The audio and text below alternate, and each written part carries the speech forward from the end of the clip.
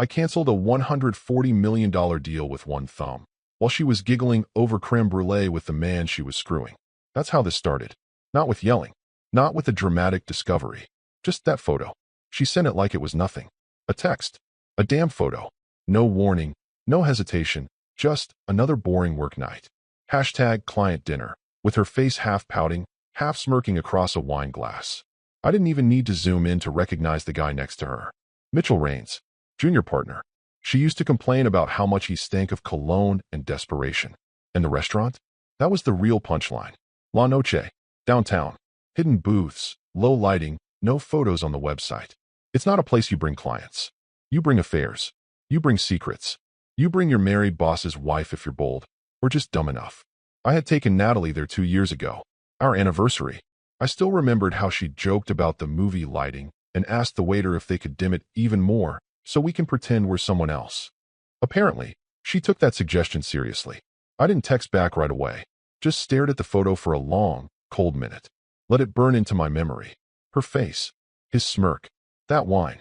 Then, calmly, without twitching a muscle, I unlocked my phone, opened the email draft to Sterling's board of directors, and moved a pre-written message from drafts to send. Yes, pre-written. You see, I didn't trust my marriage anymore. Not since last August. That was the first time I noticed the dry clean-only blazer tossed carelessly in our laundry bin, stained with lipstick that wasn't hers. But I waited. I listened. I watched. And I built escape hatches. Just in case. Because Natalie wasn't just my wife. She was a senior associate at Marlowe Strategy Group. And the Sterling J. Bridge merger? It was going through her firm. Through her department. Through her hands. And mine. So I wrote the email weeks ago, outlining emerging reputational concerns involving key advisory personnel that would give my firm the legal cover to pull out. Just in case she ever made it obvious. Just in case she got careless. Tonight, she did. I typed one line beneath her photo and hit send. Looks nice. Hope it was worth the Sterling merger I just canceled. Your corporate card is now declined. And that was it. That's all it took. She had no idea that the card she was using, the one she thought was just a sweet perk from our shared business expenses, was linked directly to a discretionary spending account I controlled. No idea that the reservation she used was flagged in a loyalty program I helped design for that same restaurant group.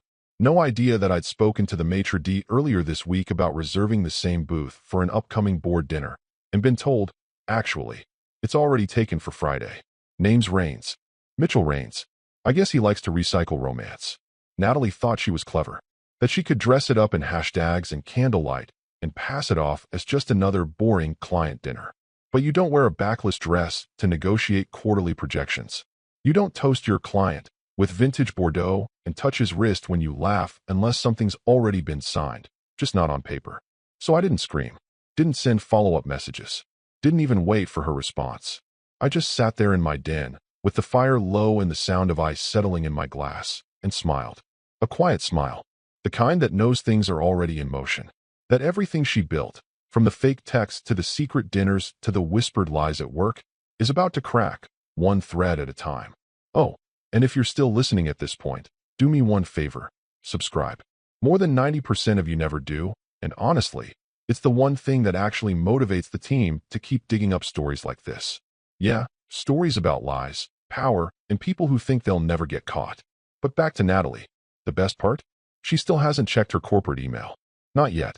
She still thinks she's the clever one in the room. And in a way, that's the most satisfying part of all.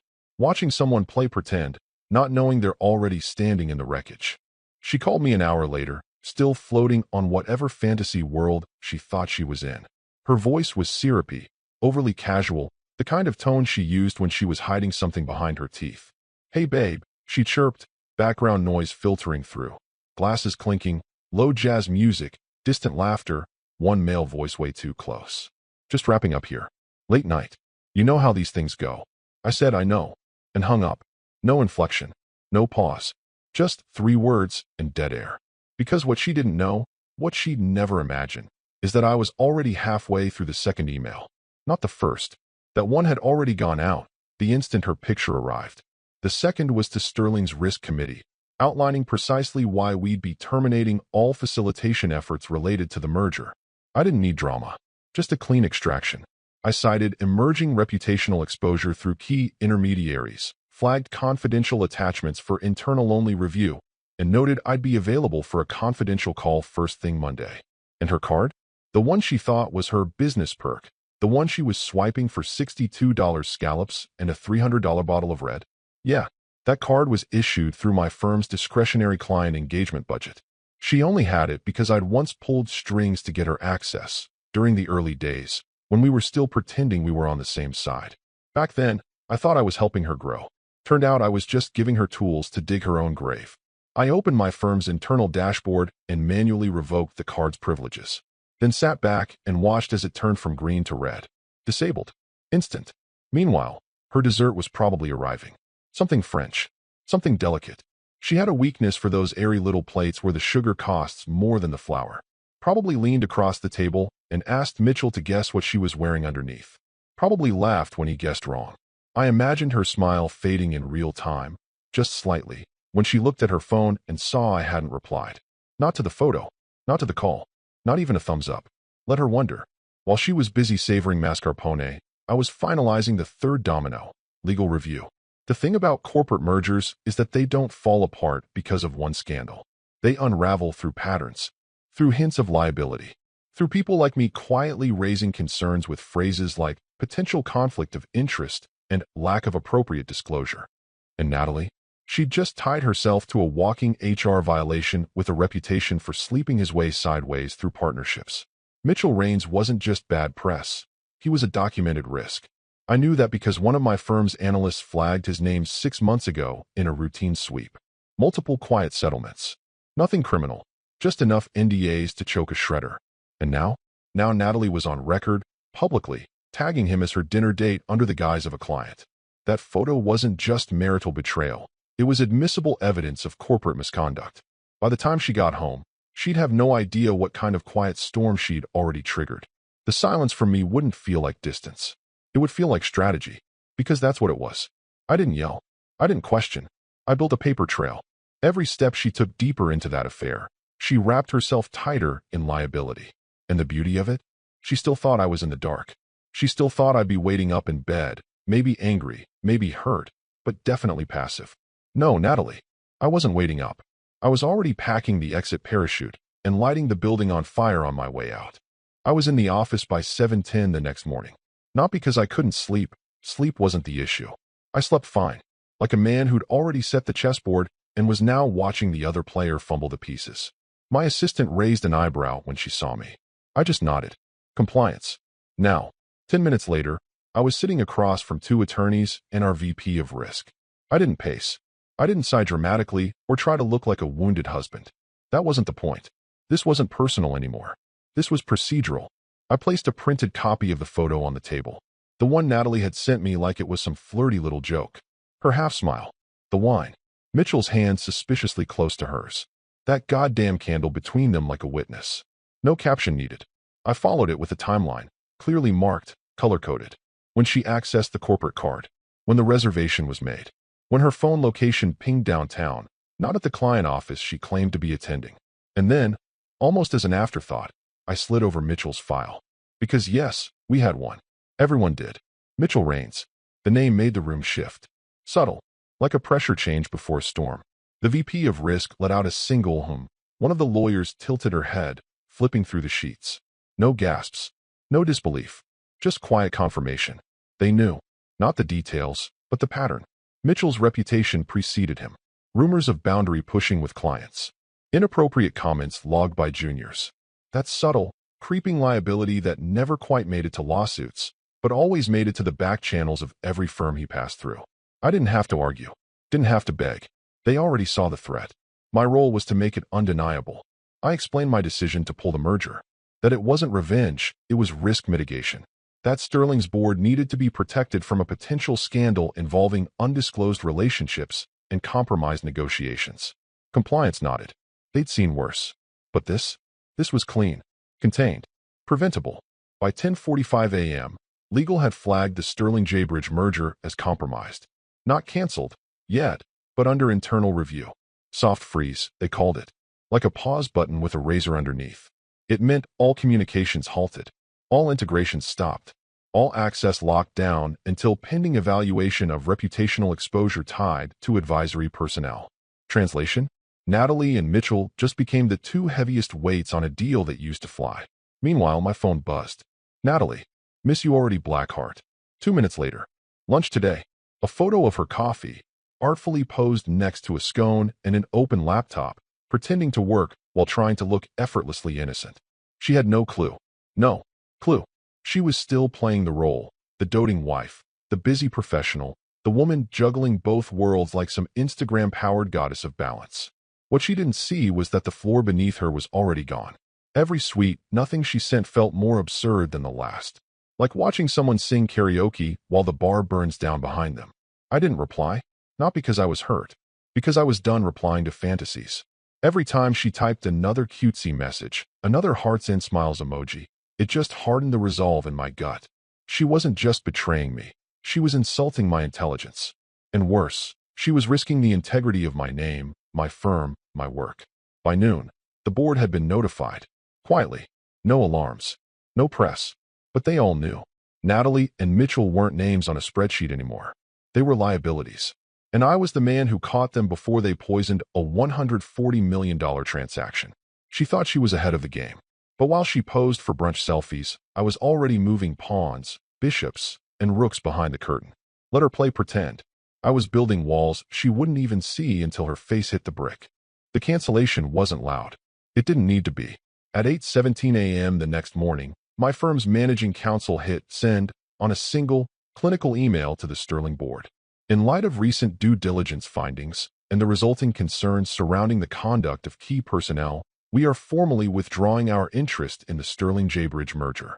We thank the board for their time and cooperation. No drama, no specifics, just enough legal ambiguity to make every recipient sit up straighter and start asking, who? By noon, the statement was echoed in a public press memo, buried 5 paragraphs down in a digest of market activity. Citing internal review concerns, Langwell Partners has formally exited merger facilitation with Sterling Equity. No further comment. And just like that, the future of Sterling's biggest deal in 2 decades was ash on the floor. I didn't speak at the follow-up. I didn't need to. That's what managing counsel is for: distance, precision, and plausible deniability. I just watched the ripples. See, a deal like this doesn't implode all at once. It stutters. It bleeds. Quietly, then violently. First come the whispers, then the missed calls, then the meetings that get rescheduled until they never come back. By 3 p.m., Sterling's partners were scrambling. By 5 p.m., Mitchell Raines got the call. It wasn't from legal. Not at first. It was his boss. A man whose voice didn't rise. It didn't need to. It came through low, sharp, and just this side of nuclear. You just cost us $140 million. Start talking. Mitchell, for all his smugness, didn't know what to say. I know because the call was overheard. One of those open-floor offices with zero privacy and glass everywhere. Rumor spreads fast in places like that. And apparently, Mitchell didn't handle pressure well. Stammering. I didn't know. No, she said it was cleared. I didn't think. He didn't think. Natalie had that effect on people. Made them think rules were optional if you played her game right. The problem is, corporate isn't built for games. It's built for structure, for responsibility, for risk management.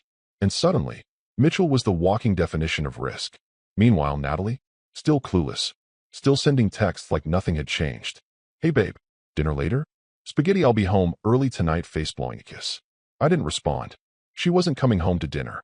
Not tonight. Not again. Because I knew what she didn't. That her own internal review was about to begin. That HR already had a copy of that photo.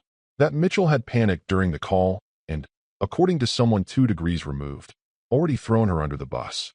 She said it was just a dinner. I didn't know the card was tied to the firm. She said her husband was cool with it. Her husband? Cool with it? Heh. I was many things. Cool wasn't one of them. I was calculating. I was deliberate. I was already signing the formal closure packet that would trigger the reallocation of our M&A resources to the Brighton Trask acquisition instead. A quieter deal. Less media. No baggage. I didn't destroy Natalie's career. She did that all by herself. All I did was step out of the way and let gravity handle the fall. And fall it did. Natalie's day started like it always did, entitled, curated, and blissfully disconnected from reality. Late brunch with her coworkers, all smiles and half-truths.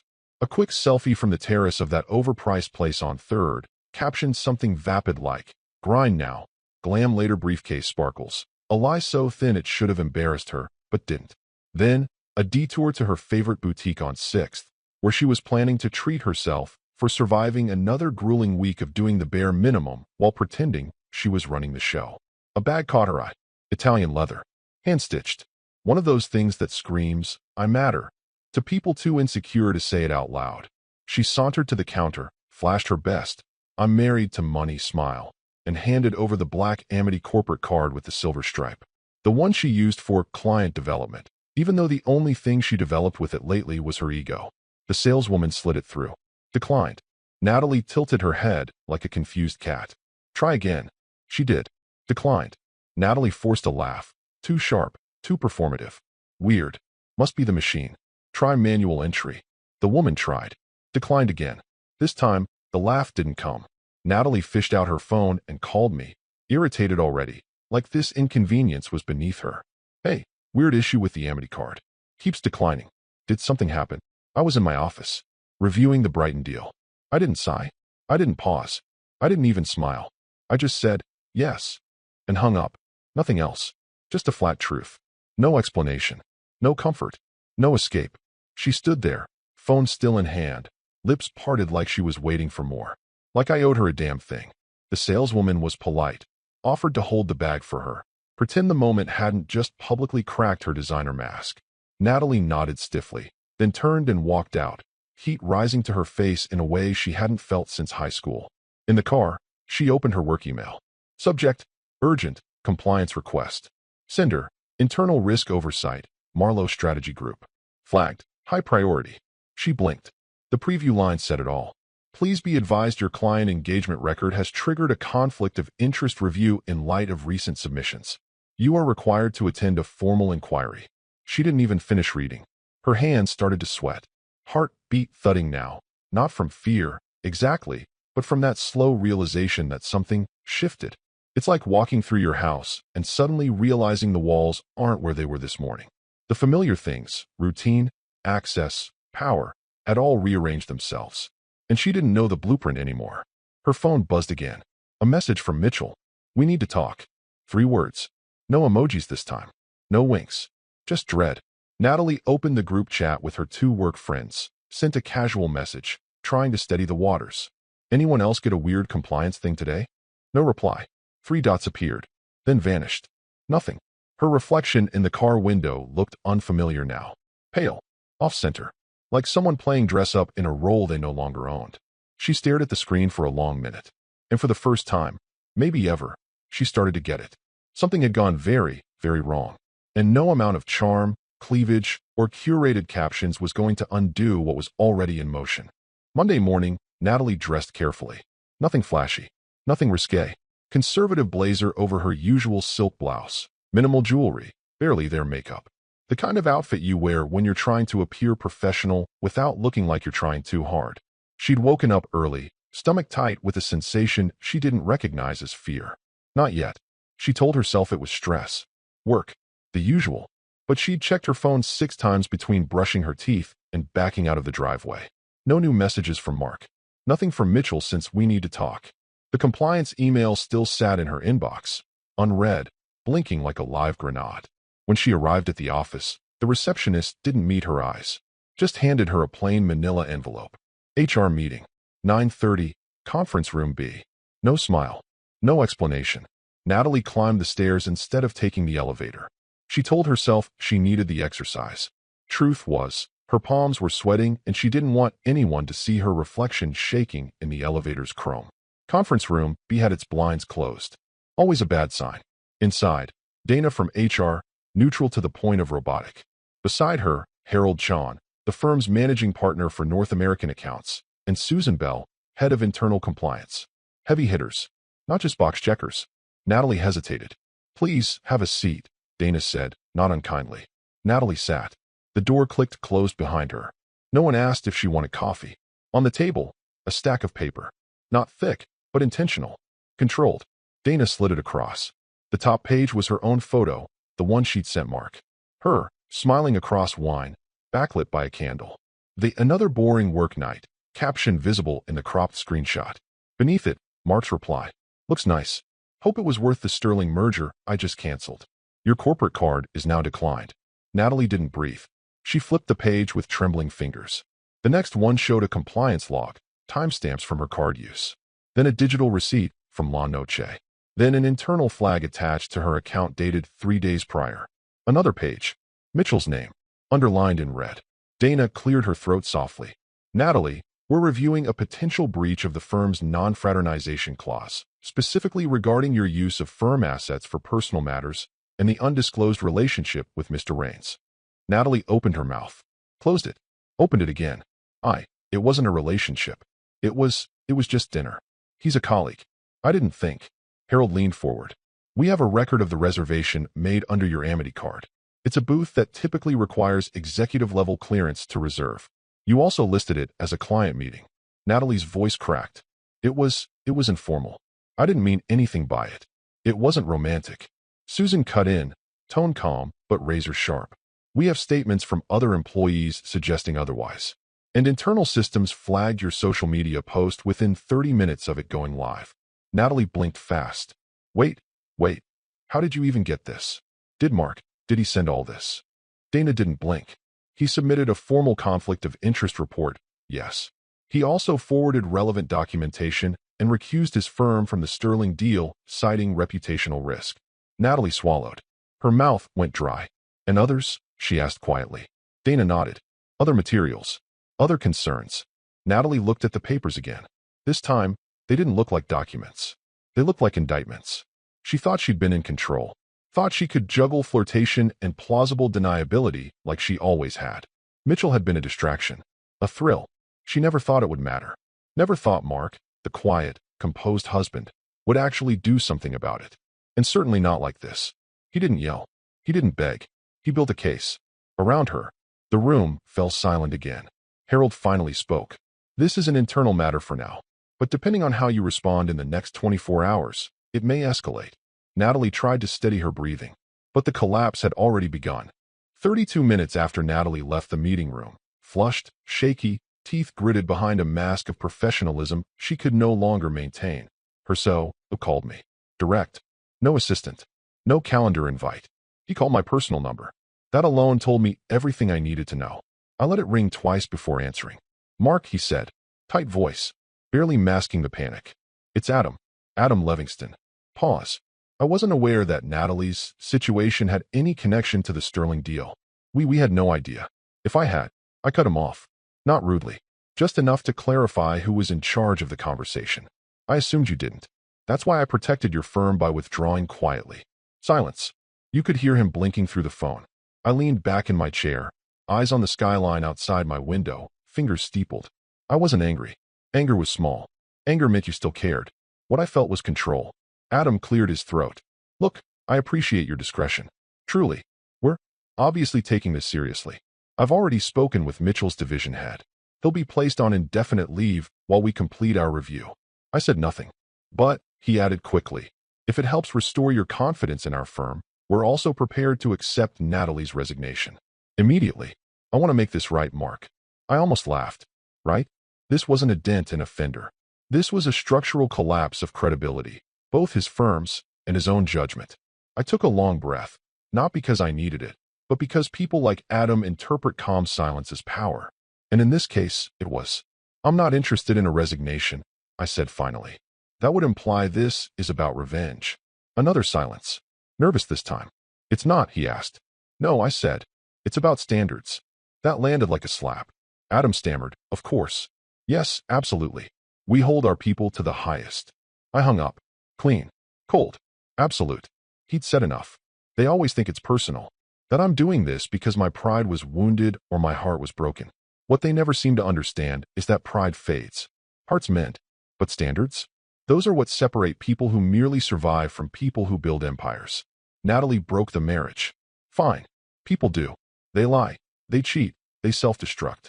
But she crossed the line when she brought that recklessness into a deal I spent 18 months constructing. When she used my own connections to fund a tryst with a junior associate who couldn't keep his zipper shut in a staff meeting. She thought this was chess. She thought she could flirt and maneuver and manipulate her way around consequences. But this wasn't chess. It was checkmate 6 moves ago, and only now did they all realize it. Adam would scramble, Natalie would spiral, Mitchell would fold, and me? I had a dinner meeting in 2 hours with the CEO of Brighton Trask and my general counsel. Quiet place. Same table I'd once reserved for anniversaries. Different company now. Different game. Same control. Natalie got home just after 8. She drove slower than usual, hoping traffic would stretch the silence. But it didn't. Every green light felt like a countdown. Every mile she closed toward our house, toward what used to be us, tightened the coil in her chest. She pulled into the driveway and noticed it immediately. The porch light was off. It was never off. She reached the door, pulled her keys from her purse with shaking hands, and tried the lock. Click. Stuck. She frowned, tried again. Nothing. Deadbolt changed. She stepped back, stared at the door like it had betrayed her. The house looked exactly the same, and yet it didn't feel familiar. Like someone had taken a photo of her life and erased her from it.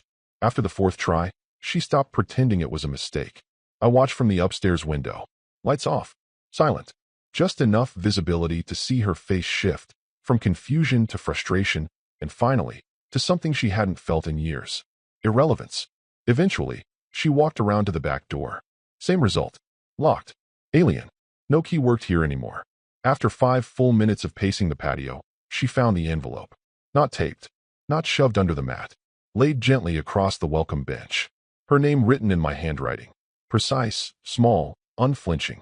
She stared at it for a long moment before picking it up and stepping back into her car, the cabin light above casting a sterile glow over her lap as she opened it. Inside, a manila folder. No dramatics. No rage. Just cold, organized dissolution. Property division agreement. Full separation of joint finances. Termination of all co-signed assets and shared accounts. Transfer of vehicle titles. List of updated legal contacts and a final line. All further communication will be through legal counsel. Her hands trembled. She flipped the last page, where I'd signed and dated everything already. No invitation to negotiate. No explanation. Just closure, sealed in procedure. And at the bottom, handwritten in the corner. P.S. You'll need a new firm to vouch for your next job. They saw everything.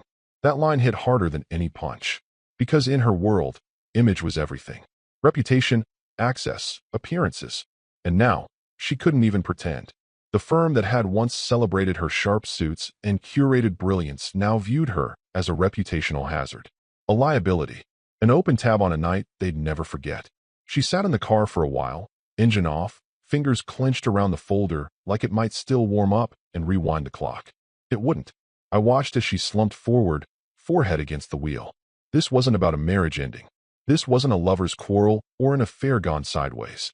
This was a woman watching the scaffolding of her life fall in slow motion and realizing she was the one who kicked out the last support beam. The locks on the house were changed, but the doors she really cared about, those were already closed from the inside, and I didn't need to slam a single one. She'd done it all herself. 48 hours. That's all it took. Natalie's resignation letter was processed so quickly it might as well have been pre-written. Maybe it was. Maybe HR had one on standby, ready to drop her name into the template the moment I pulled the pin on the merger. The email went out late Wednesday morning.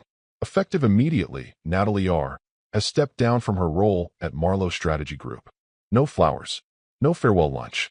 No circulating card to sign with passive-aggressive good luck wishes. Just removed. By Thursday afternoon, her profile on the company website vanished. By Friday, her inbox auto-replied with "This account no longer exists." And by Monday, whispers had turned into mutterings, then meetings. The same people who clinked glasses with her at firm retreats now passed her name like a stain. Not publicly, not loudly, just enough for the next HR exec or hiring committee to ask the one question you can't undo. So what exactly happened over there? She updated her LinkedIn that night, cutting the title short, changing M&A senior strategist to a vague consulting executive. The kind of description that reeks of unfinished business. Then came the Instagram post. A photo of a beach. Generic. Probably stock. Captioned, "Taking time to focus on what really matters, waterwave sparkles." No one liked it. Well, 2 people did. A yoga instructor from Santa Fe and a guy she met at a fintech mixer 3 years ago. But no comments. No fire emojis from the usual girls she drank rose with. No, "You got this, babe," from her inner circle. Just silence. Digital silence is different. It's not a slap. It's not a scream. It's a vacuum. You post something designed to project strength, and the world shrugs. Scrolls past. Forgets. Even Mitchell was quieter than usual. Correction. Had to be. Because Mitchell Raines was fired the same day Natalie resigned. No headlines. No lawsuits. Just a one-line internal memo. Mr. Raines is no longer affiliated with Marlowe Strategy Group. We thank him for his service. The most surgical corporate execution money can buy. Word is, he tried to play victim in his exit interview. Threw Natalie under the bus like she had somehow seduced him into breaching policy. As if he hadn't been bragging about it after 2 whiskeys at the company retreat last fall. They both thought they were playing with pawns. Turns out, they were the pawns. Now Natalie's calls go unanswered. Recruiters ghost her mid-sentence. Her name doesn't even trend in the circles where she once strutted through cocktail events like she owned the air between clinks. She emailed a former client, a VC partner in Austin she once charmed into doubling a retainer, asking about new opportunities. No reply. She tried reaching out to an old colleague who'd moved to Dubai. Email bounced. Her influence wasn't just revoked. It was deleted. Professionally, she didn't just fall. She evaporated. And in a world that moves at the speed of reputation, there is no slower, more humiliating death than becoming forgettable. The final message came 7 days later.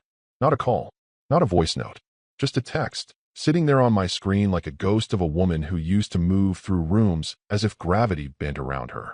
I'm sorry. I didn't think it would go this far. No punctuation at the end. Just like her, always leaving things open-ended, vague enough to reinterpret later. As if implication could pass for accountability. I stared at it for a moment. Let the silence stretch around me. Let the stillness sit like glass.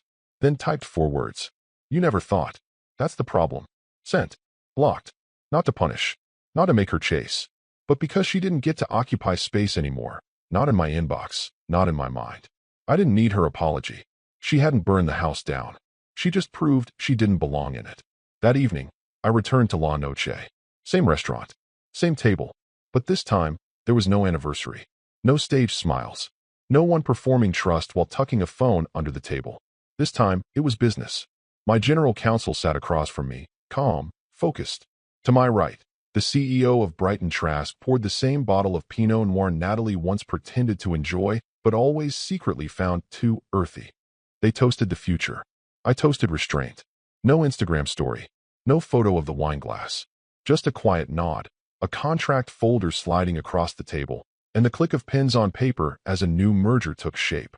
One built on discipline, not deceit. It wasn't revenge. It was clarity. A reminder that you don't have to scream to be heard. You don't have to ruin someone publicly to remove them permanently. You just have to hold the line long enough for them to bury themselves. Then let the silence speak for you. As we stood to leave, I glanced back at the booth. The same booth. Same candle. Same wine. Different outcome. This time, the story ended with a signature, not a betrayal. And I walked out not as a man broken, but as one who rebuilt the rules, from the ground up, on his own damn terms.